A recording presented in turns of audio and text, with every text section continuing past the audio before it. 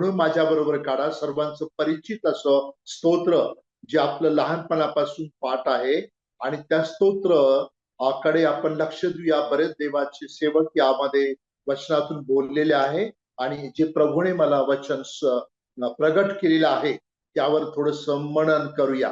काढा माझ्या बरोबर स्तोत्र संहिता 100, स्तोत्र संहिता 100, Psalm 100, भजन संहिता 100, स्तोत्र 100 मी वाचत आहे. आपण ऐकूया. अहो पृथ्वीवरील सर्व लोक हो, परमेश्वराचा जय जयकार करा.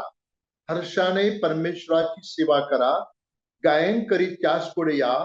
परमेश्वर हाच देवाचे जाणा. त्यानेच आम्हास उत्पन्न केले. आम्ही त्याचेच आहो. आम्ही त्याची प्रजा, त्याच्या कुरणातील कळप आहो. त्याचे उपकार स्मरण करीत त्याच्या द्वारात स्तवन करीत त्याच्या अंगणात प्रवेश करा. त्याचे उपकार स्मरण करा. त्याच्या नामाचा धन्यवाद करा. कारण परमेश्वर चांगला आहे. त्याची दया युगानुयुग आणि सत्यता पिढ्यानपिढ्या टिकते. प्रभू या वचनावर आशीर्वाद पाठव. प्रिय भावांनो बहिणींनो, या ठिकाणी आम्ही पाहत आहोत स्तोत्र 100. यामध्ये आपण लक्ष देत असताना या स्तोत्राकडे जे स्तोत्र आहे हे दावीद राजाने लिहिलेलं आहे असे बरेच जणांचं मत आहे. परंतु आपण पवित्र शास्त्रात जे 150 स्तोत्र आहे त्यामध्ये 73 स्तोत्रे दावीद राजाने लिहिले आहे. आणि या ठिकाणी या स्तोत्राकडे जर आपण बारकाईने लक्ष दिलं तर ही जी सगळी स्तोत्र जे आहे आनंदाने गजर करणे किंवा स्तुतीचं एक पुस्तक आहे. आणि या संदेश, या स्तोत्राचा संदेश उपासना असा हा संदेश आहे. या स्तोत्रामध्ये जेवर हेडिंग आहे ते उपकार मानण्याचं स्तोत्र आहे. आणि ख्रिस्तपूर्व 450 मध्ये एजराने हा संग्रह तयार केला. ख्रिस्तपूर्व 450 मध्ये. आणि परमेश्वराविषयी त्याला जो अनुभव आलेला आहे, जे उपकार स्मरण स्तुती आराधना त्या ठिकाणी त्याने वर्णन केलंय. या 150 स्तोत्रामध्ये 293 वेळा यहोवा किंवा परमेश्वर हा शब्द आलेला आहे. आणि म्हणून या स्तोत्राकडे 5 वचनामध्ये आपण जर बारकाईने लक्ष दिलं तर या ठिकाणी 5 वचने आहेत. 65 शब्द या ठिकाणी या स्तोत्रामध्ये आहे. आणि स्तोत्र करता या ठिकाणी आम्हाला 5 गोष्टी करण्यासाठी सांगत आहे. आपण ज्या वेळ आपल्याला आहे त्यामध्ये आपण पुढे पुढे जाणार आहोत. स्तोत्रामध्ये 5 गोष्टी करण्यासाठी सांगितलेल्या आहेत. पहिली गोष्ट, अहो पृथ्वीवरील सर्व लोक हो, परमेश्वराचा जय जयकार करा. पहिली गोष्ट जय जयकार करण्यासाठी स्तोत्र करता आम्हाला सांगत आहे. एजराने ज्यावेळेस ते मंदिर उभारण्याचा त्या ठिकाणी वेशी बांधण्याचा प्रयत्न केला आणि तो करत असताना त्या ठिकाणी आपण पाहावयास मिळतं एजराचं पुस्तक 3 अध्याय 11-13 वचनामध्ये आपण वाचणार नाही, परंतु ते उच्च सुराने त्या लोकांनी ज्यावेळेस पायाची उभारणी केली उच्च सुराने ते जय जयकार करू लागले. आणि त्या ठिकाणी त्याने उच्च सुराने परमेश्वराची आराधना केली आहे. स्तोत्र 33 आणि 1 मध्ये धार्मिक जन हो, परमेश्वराचा जय जयकार करा. आज आपण या शेवटल्या दिवसात राहत असताना आम्हाला उच्च सुराने आनंदाने परमेश्वराचा जय जयकार करायचा आहे. ही पहिली गोष्ट या स्तोत्रामध्ये सांगितलेली आहे. दुसरी गोष्ट, हर्षाने परमेश्वराची सेवा करा. हर्षाने परमेश्वराची सेवा करा, आनंदाने करायची आहे. जी सेवा आम्हाला दिली आहे ती आम्हाला आनंदाने करायची आहे. म्हणून यहोशुआ म्हणतो 24वा अध्याय यहोशुआ 24:15 मध्ये, मी आणि माझे घराने परमेश्वराची सेवा करणार. तुम्हाला कोणाची सेवा करायची तर तुम्ही ठरवा. परंतु यहोशुआचं ब्रीद वाक्य होतं, मी आणि माझे घराने परमेश्वराची सेवा करणार. आणि नंतर आपण जर नवीन करारामध्ये पाहिलं तर 2 तिमोथी 4 अध्याय 5व्या वचनामध्ये तिमोथेला पाऊल सांगत आहे, तुला सोपवलेली सेवा पूर्ण कर. तुला सोपवलेली सेवा पूर्ण कर. आणि आज आम्हाला या जगात राहत असताना प्रभू श्री ख्रिस्ताने ही सेवा दिली आहे. ही सेवा आम्हाला करायची आहे. म्हणून आपल्या या मरणाचं हेडिंगच आहे, एक अमूल्य सेवा सर्वांसाठी. सुंदरस हे हेडिंग आहे. आणि ही सेवा ब्रदर एबनेझर तडके करत आहे आणि त्यातून अनेकांना आशीर्वाद मिळत आहे की आपण मध्ये सर्व पण सहभागी होऊन ही सेवा करूया. या ठिकाणी तिसरी गोष्ट आम्हाला स्तोत्रकर्ता काय सांगत आहे की 4थ्या वचनामध्ये त्याचे उपकार स्मरण करी, त्याच्या द्वारा स्तवन करी, त्याच्या अंगणात प्रवेश करा. त्याच्या अंगणामध्ये आज प्रिय भावांनो बहिणो, आपण एक प्रकारे प्रभूच्या अंगणामध्ये आलो आहोत.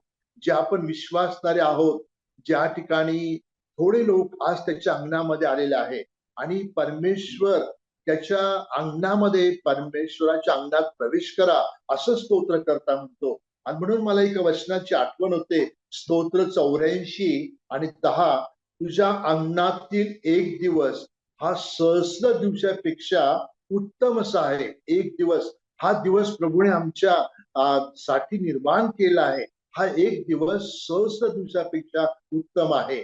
आणि म्हणून काल आपण सर्वांनी आराधनेमध्ये भाग घेतला. एक दिवस तो प्रभूचा दिवस आणि प्रभूचे लोक प्रभूच्या मेजाभोवती प्रभूची आराधना करण्यासाठी, प्रभू भोजन घेण्यासाठी प्रभूने आम्हाला सहाय्य केलं आहे. हा एक दिवस अत्यंत महत्वाचा आहे आणि म्हणून त्याच्या अंगणामध्ये आपण प्रवेश केलेला आहे त्याची स्तुती आराधना करण्यासाठी. चौथी गोष्ट बघा, त्या ठिकाणी आम्हाला पाहावयास मिळते, त्याचे उपकार स्मरण करा. त्याचे उपकार स्मरण. आज आम्ही त्याचं उपकार स्मरण करण्यासाठी या ठिकाणी एकत्र आलो आहोत आणि खरोखर त्याचे उपकार स्मरण करणं फार महत्वाचं आहे. स्तोत्र 138 आणि 1-2 वचनामध्ये पाहावयास मिळतं, मी अगदी मनापासून परमेश्वराचं उपकार स्मरण करेन. उपकार स्मरण म्हणून एक दाखला आपल्याला पाहावयास मिळतो. 10 कुष्ठरोगी, लुक वर्तमान 17 अध्याय 15-16 वचनामध्ये आपण वाचणार नाही, परंतु 10 कुष्ठरोगी बरे झाले. प्रभू श्री ख्रिस्त त्यांना म्हणाला की तुम्ही जाऊन याचकांना दाखवा. परंतु त्यातील एकच जण माघारी आला आणि तो शंभरोणी होता. देवाचा महिमावर्णित तो परत आला, देवाचे आभार मानले आणि त्याने देवाचे पाया पडलेला आहे. म्हणजे त्याने उपकार स्मरण केलंय. उपकार स्मरण कृतज्ञ अंतकरणाने. आणि त्या ठिकाणी आम्हाला पाहावयास मिळतं की कृतज्ञ अंतकरणाने त्याने देवाचा धन्यवाद केलाय. कृतज्ञ म्हणजे काय? केलेल्या उपकारांची जाणीव होणं. आणि कृतज्ञ म्हणजे केलेल्या उपकारांची जाणीव न होणं. म्हणून प्रभू ख्रिस्त त्या वचनामध्ये म्हणत आहे, 9 जण कोठे आहेत? आज या मन्नामध्ये अनेक विश्वासणारे आहेत, ते भाग घेत नाही, ते येत नाही, ते ऐकत नाही. परंतु प्रभू आज म्हणत आहे आम्हा सर्वांना की बाकी कोठे आहेत? 9 जण कोठे आहेत? ते 9 जण आपापल्या घरी गेले, याचकांकडे गेले असेल, कुटुंबाकडे गेले असेल, पण हा तर शंभरोणी होता. हा वापस आला आणि देवाचा त्याने महिमा वर्णन केला आहे. आज प्रिय भावंड बहिणो, आम्हाला या शेवटच्या दिवसामध्ये त्याचा महिमा, त्याचं उपकार स्मरण आम्हाला करायचं आहे. पुष्कळ संदर्भ आहे, परंतु आपण जास्त पाहणार नाही. 5व्या वचना 5वी गोष्ट त्याने सांगितलेली आहे, त्याचा धन्यवाद करा. 4थ्या वचनाचा अगदी शेवटला भाग बघा, धन्यवाद. आम्हाला धन्यवाद करायचा आहे आणि खरोखर धन्यवाद करणं फार महत्वाचं आहे. प्रभू आमच्याकडून हीच अपेक्षा करून घेत आहे. आणि स्तोत्र 103 मध्ये बघा, आपण काढूया 103 स्तोत्र आणि त्यातील 1-2 वचनाकडे मी तुमचं लक्ष केंद्रित करतो. स्तोत्र 103, हे माझ्या जीवा परमेश्वराचा धन्यवाद कर. हे माझ्या सर्व अंतर्यामा त्याच्या पवित्र नामाचा धन्यवाद कर. हे माझ्या जीवा परमेश्वराचा धन्यवाद कर, त्याचे सर्व उपकार विसरू नको. आज त्याने तुमच्यावर माझ्यावर उपकार केले आहे, तुमच्यावर माझ्या प्रीती केली आहे, दया केली आहे आणि म्हणून त्याचं आम्हाला उपकार स्मरण करायचं आहे. आणि या ठिकाणी दुसरी गोष्ट, 5वी गोष्ट आम्ही पाहतो, त्याचा धन्यवाद करायचा आहे. एशियाचं पुस्तक 38वा अध्याय आणि 19 वचनामध्ये, एशिया 38-19 वचनामध्ये असं सांगितलेलं आहे, जिवंत माणूसच तुझा धन्यवाद करेल. फार सुंदर वचन आहे. जिवंत माणूसच तुझा धन्यवाद करेल. प्रभू येशू ख्रिस्ताने आम्हाला आध्यात्मिक आणि शारीरिक जिवंत ठेवलेला आहे. त्याबद्दल आपण प्रभूच्या नावाला धन्यवाद करायचा आहे आणि त्याची स्तुती करायची आहे. संदर्भ बरेच आहे, परंतु आपण ज्या 5 गोष्टी पाहिल्या या ठिकाणी, ज्या 5 गोष्टी आम्हाला करायच्या आहे त्या म्हणजे परमेश्वराचा जय जयकार करा, हर्षाने सेवा करा, त्याच्या अंगणात प्रवेश करा, त्याचे उपकार स्मरण करा, त्याचा धन्यवाद करा. मग आपल्या समोर प्रश्न येतो की या 5 गोष्टी का करायच्या आहे? मग त्याचं कारण अगदी शेवटी दिलेलं आहे बघा. 100वे स्तोत्र शेवटलं कारण का करायचे आहे? कारण परमेश्वर चांगला आहे. कारण परमेश्वर चांगला आहे. आमचा परमेश्वर देव चांगला आहे आणि म्हणून त्याची आम्हाला स्तुती, त्याची आराधना, त्याचं स्मरण आम्हाला करायचं आहे. आणि त्या ठिकाणी दुसरी गोष्ट काय सांगितलेली आहे? त्याची दया युगानुयुग आहे. दया दया युगानुयुग आहे. आणि म्हणून मला एका वचनाची आठवण होते. विलाप गीतचं पुस्तक 3रा अध्याय आणि 22 आणि 23 वचन. आम्ही भस्म झालो नाही, ही परमेश्वराची दया. त्याच्या करुणेस खंड पडत नाही, ती रोज सकाळी नवी होते. खरोखरची नवी दया आमच्या रोज करतो. आज आम्हाला प्रभूने दिवस दिला, हे प्रभूचे आपण आभार मानले पाहिजे, उपकार स्मरण केलं पाहिजे. प्रत्येक दिवसाबद्दल, प्रत्येक तासाबद्दल, प्रत्येक क्षणाबद्दल, प्रत्येक मिनिटाबद्दल आपण प्रभूचे आभार मानले पाहिजे. आणि या ठिकाणी त्याने आमच्यावर दया केलेली आहे आणि खरोखर तो दयेचा सागर आहे. त्याने अनेक लोकांना बरं केलं आणि दावीदचे पुष्कळ रोगी म्हणाले, हे प्रभू आमच्यावर तू दया कर, आमच्यावर तू करुणा कर. आणि या ठिकाणी ती दया फार त्याने आमच्यावर केली आहे आणि त्या ठिकाणी त्याची सत्यता पिढ्यानपिढ्या टिकते. आमचा प्रभू ख्रिस्ताने सांगितलेला आहे, मार्ग सत्य जीवन मीच आहे आणि तो जे बोलतो त्याप्रमाणे तो करतो. म्हणून प्रभूचे आपण आभार मानले पाहिजे, प्रभूच्या नावाला आपण धन्यवाद दिला पाहिजे. आता या स्तोत्रामध्ये एक अत्यंत महत्वाचं जे वचन आहे ते म्हणजे आयएमपी असं वचन आहे. ते वचन म्हणजे 3रं वचन. या 3ऱ्या वचनाकडे आपण लक्ष केंद्रित करूया. फार महत्वाचं. या 3ऱ्या वचनामध्ये स्तोत्रकर्ता परमेश्वराविषयी 3 गोष्टी सांगत आहे आणि त्या 3 गोष्टी अत्यंत महत्वाच्या आहेत. आणि या मी म्हणेल की परमेश्वर दावीद राजाला जो स्तोत्र करता आहे त्याला त्या ठिकाणी त्याने प्रभू श्री ख्रिस्ताबद्दल 3 गोष्टी सांगितलेल्या आहेत. आणि त्या ठिकाणी असं वचन आहे 3ऱ्या वचनामध्ये की बघा, स्तोत्र 100 आणि 3रं वचन हे मधलं वचन आहे, आयएमपी आहे. परमेश्वर हा दैव आहे असे जाणा, त्यानेच आम्हास उत्पन्न केले, त्यानेच आम्हास उत्पन्न केलाय.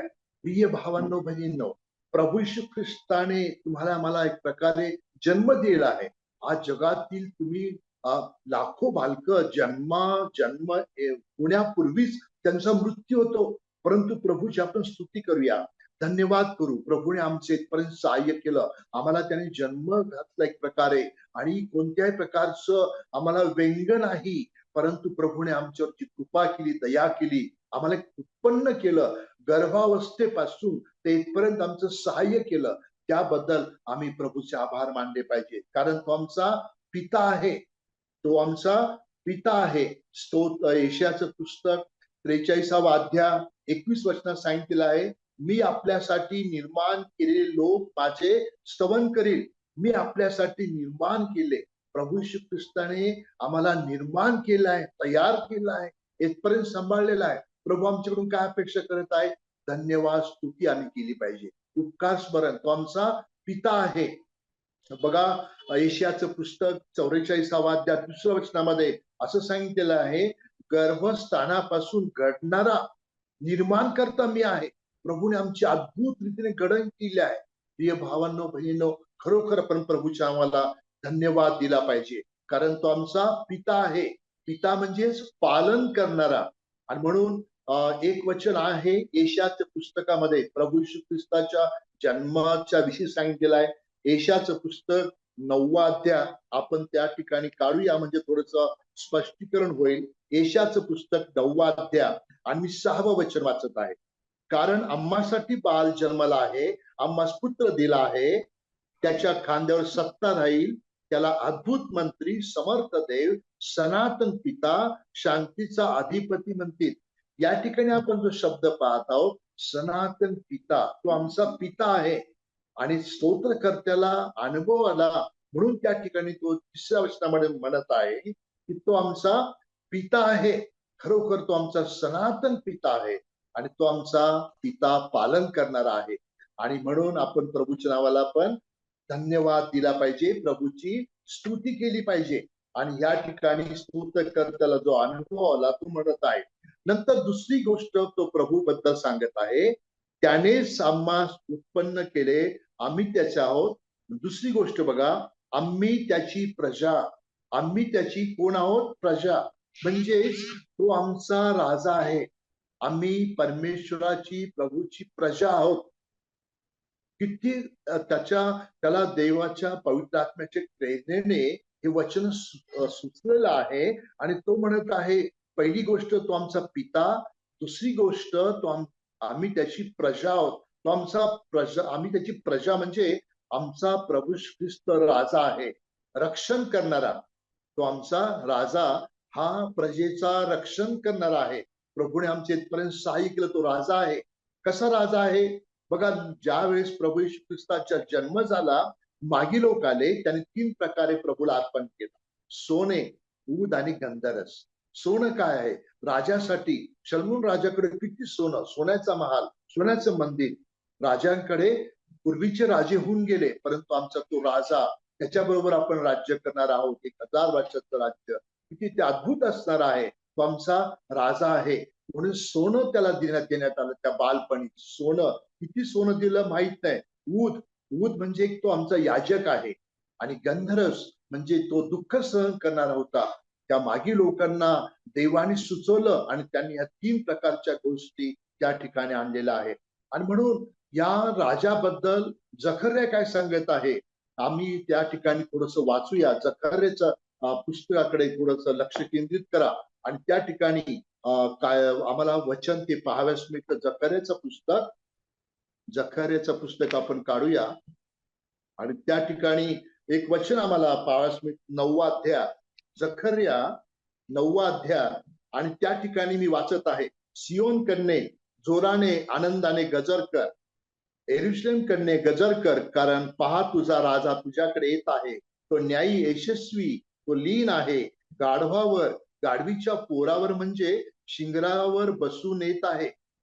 जकर्याला हे वचन प्रगट झालं आणि त्यांनी काही वर्ष अगोदर लिहिलंय की तो राजा आहे, गाढवीच्या पोरावर, त्या शिंगीवर तो बसून येत आहे. आणि याची पूर्तता आम्हाला पाहाव्यास मिळते की पुढच्या भागामध्ये लूका सुवर्तमान 19वा अध्याय आणि 38-40 वचन तुम्ही नंतर वाचा. प्रभूच्या नावाने येणारा राजा धन्यवाद असो, होसन्ना होसन्ना. प्रभू श्री ख्रिस्ताला ते लोक अगोदर राजा करण्यासाठी पकडत होते, परंतु प्रभू त्याच्यातून निघून गेला. परंतु ती प्रभूची वेळ आता येईल. त्यावेळेस प्रथम तो देवाची मंडळी, विश्वासणारे रक्षण होतील, त्याची वधू, आणि नंतर मग आम्हाला तो काळ पाहाव्यास मिळेल, तो राजा महान. आणि या ठिकाणी प्रभू श्री ख्रिस्ताला या गाढवीच्या शिखरावर बसलेला आहे त्या ठिकाणी. आणि जकर्याने ते वर्णन त्या ठिकाणी केलेलं आहे. आणि म्हणून प्रभूच्या नावाला आपण धन्यवाद देऊया की त्या ठिकाणी तो राजा कसा आहे. जकर्याच्या पुस्तकामध्ये बघा 14वा अध्याय, एक वचन आहे. जकर्याचं पुस्तक 14वा अध्याय, तेव्हा 9 वचन, तेव्हा परमेश्वर सर्व पृथ्वीवर राजा होईल. तेव्हा परमेश्वर सर्व पृथ्वीवर राजा होईल. त्या दिवशी परमेश्वराचा तेवढा व त्याचे नाम तेवढे राहील. त्या दिवशी परमेश्वर तेवढा व त्याचे नाम तेवढे राहील त्या दिवशी. आणि त्या दिवसाची आपण वाट पाहत आहोत. आणि तो आमचा राजा आहे, प्रभूच्या नावाने येणारा राजा धन्यवाद असो. पहिलं आम्ही पाहिलं पिता आहे, दुसरं आम्ही पाहिलं तो राजा आहे, आणि तिसरी गोष्ट तो आमचा मेंढपाळ आहे. स्तोत्र संहितेकडे या, त्या ठिकाणी आम्हाला पाहावयास मिळतं. स्तोत्र 100 मध्ये आपण जे पाहत आहोत की त्या ठिकाणी स्तोत्र करताना जो अनुभव आलेला आहे आणि त्या ठिकाणी त्याने नमूद केलेला आहे. स्तोत्र 100 आणि त्या ठिकाणी जे वचन आपण पाहिलेलं आहे की तो आमचा मेंढपाळ आहे, तो आमचा मेंढपाळ आहे. बघा त्या ठिकाणी काय वचन आहे, तिसरं वचन, त्याच्या कुरणातील कळप आहोत, म्हणजे आम्ही कळप आहोत आणि तो आमचा मेंढपाळ आहे. खरोखर तो आमचा मेंढपाळ आहे. मेंढपाळ म्हणजे काय? काळजी करणारा. प्रत्येक गोष्टीमध्ये तो आमची काळजी करतो. जसं बहिणीने गीत गायलं मेंढपाळ, नाही का? आणि त्या शब्द त्या ठिकाणी आलेला आहे, आमचा उत्तम मेंढपाळ आहे. योहान सुवर्तमानामध्ये 10व्या अध्यायामध्ये बघा, उत्तम मेंढपाळ, मेंढराची काळजी घेणारा. दावीद राजा मेंढराची काळजी घेणारा होता, मेंढरांचं तो रक्षण करणारा होता, पालन करणारा. त्याप्रमाणे प्रभू श्री ख्रिस्त आमचा उत्तम मेंढपाळ आहे. त्याच्या कुरणातील आपण प्रजा आहोत. आणि या 3 गोष्टी दावीद राजाला जो अनुभव आला त्यांनी लिहिला आहे. तो पिता आहे, तो राजा आहे, तो मेंढपाळ आहे. पिता म्हणजे पालन करणारा, राजा म्हणजे रक्षण करणारा, मेंढपाळ म्हणजे काळजी करणारा. आणि म्हणून प्रिय भावांनो बहिण, थोडक्या वेळामध्ये आपण या स्तोत्राकडे लक्ष केंद्रित केलं आहे. विषय थोडासा मोठा होतो, परंतु आपल्या वेळेच्या अभावी जास्त बोलता येत नाही. तर या ठिकाणी त्या 5 गोष्टी आम्हाला करायच्या आहेत. का? तर तो आमचा मेंढपाळ आहे, तो आमचा पिता आहे, तो आमचा राजा आहे. म्हणून प्रभूचा आपण जय जयकार करायचा आहे, त्याची स्तुती करायची आहे, त्याचं उपकार स्मरण करायचं आहे. प्रत्येक गोष्टीमध्ये आपण त्याचे आभार मानले पाहिजे. प्रभू येशू ख्रिस्त आमच्याकडून काहीच अपेक्षा करत नाही. फक्त आम्ही त्याची स्तुती, त्याची आराधना, त्याचा जय जयकार करायचा आहे. तो आमचा पिता आहे, तो आमचा राजा आहे, तो आमचा मेंढपाळ आहे.